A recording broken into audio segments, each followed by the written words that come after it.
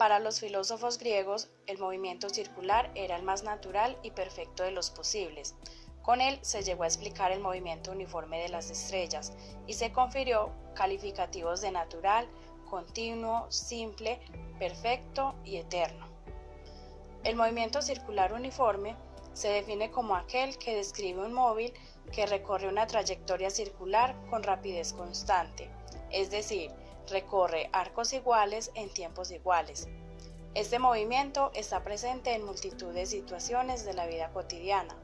Por ejemplo, el movimiento de las manecillas de un reloj, las aspas de un aerogenerador, las ruedas, el plato de un microondas, entre otras.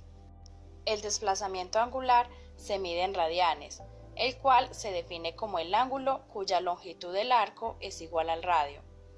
No se puede decir que la velocidad es constante, pues al ser una magnitud vectorial tiene módulo, dirección y sentido. El módulo de la velocidad permanece constante durante todo el movimiento, pero la dirección está constantemente cambiando, siendo en todo momento tangente a la trayectoria circular.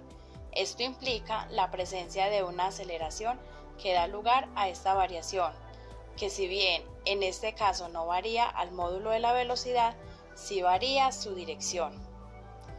La rueda de la fortuna en movimiento sería un ejemplo del movimiento circular uniforme.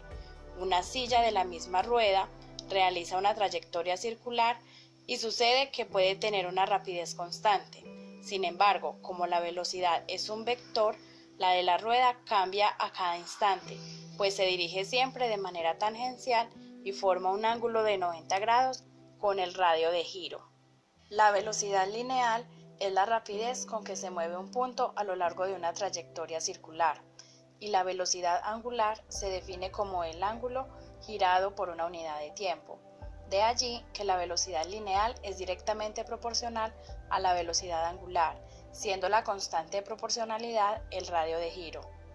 La diferencia entre la velocidad lineal y la angular reside en que la velocidad en los extremos de la circunferencia, o sea la velocidad lineal, es mayor que la velocidad que se acerca al centro de la circunferencia, o sea la velocidad angular. Es por esto que la velocidad de los vientos en los ciclones es más intensa en los extremos que en el centro de los mismos, donde se descubrió que en el ojo del huracán la velocidad es casi nula.